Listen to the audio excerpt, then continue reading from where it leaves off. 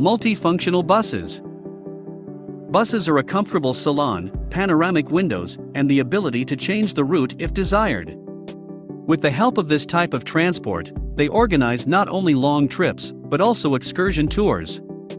And why not listen to the guide's monologue about outstanding places, and at the same time watch his story outside the window?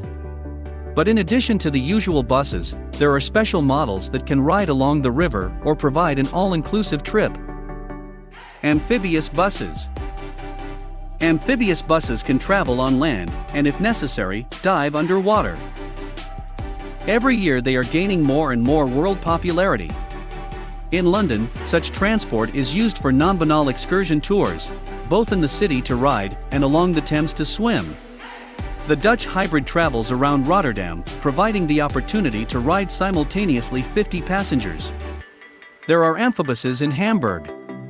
Here was launched the first waterland bus Hafencity Riverbus.